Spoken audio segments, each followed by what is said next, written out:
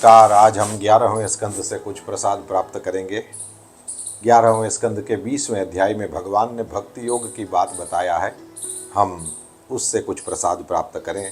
कहते हैं, जो साधक समस्त कर्मों से विरक्त हो गया हो, उनमें दुख बुद्धि रखता हो, मेरी लीला कथा के प्रति श्रद्धालु हो और ये भी जानता हो कि सभी भोग और भोग वासनाएं दुख रूप हैं, किंतु इतना सब जानकर भी जो उनके परित्याग में समर्थ न हो, उसे चाहिए कि उन भोगों को तो भोग ले, परंतु उन्हें सच्चे हृदय से दुखजनक समझे और मन ही मन उनकी निंदा करे। साथ ही श्रद्धा, दृढ़ निश्चय और प्रेम से मेरा भजन करे।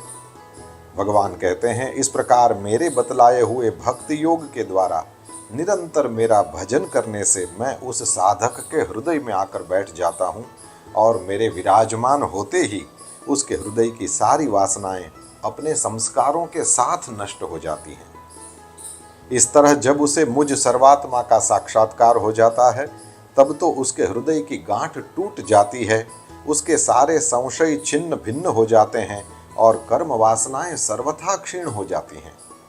इसी से जो योगी मेरी भक्ति से युक्त और मेरे चिंतन में मग्न रहता है, उसके लिए ज्ञान अथवा वैराग्य की आवश्यकता नहीं होती।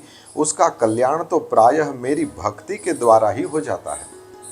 कर्म, तपस्या, ज्ञान, वैराग्य, योगाभ्यास, दान, धर्म और दूसरे कल्याण साधनों से जो कुछ स्वर्ग, अपवर्ग, मेरा परम धाम अथवा कोई भी वस्तु प्राप्त होती है, वो सब मेरा भक्त मेरे भक्ति योग के प्रभाव से ही यदि चाहे तो अनायास प्राप्त कर लेता है।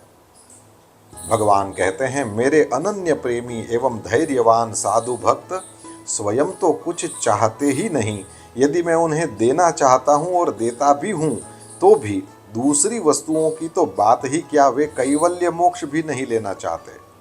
उद्धव जी, सबसे श्रेष्ठ एवं महान निश्रेयस माने परम कल्याण, ये तो निरपेक्षता का ही दूसरा नाम है। इसलिए जो निष्काम और निरपेक्ष होता है, उसी को मेरी भक्ति प्राप्त होती है। ये सब ऐसी बातें हैं जो हमारे जीवन में हमें काम लगती हैं। इसी हेतु इन सब वस्तुओं का पठन किया जाता है और आपकी सेवा में रखा जाता है। परमात्मा करे कि यह दिव्य भक्ति योग हम सबको प्राप्त हो। नमस्कार।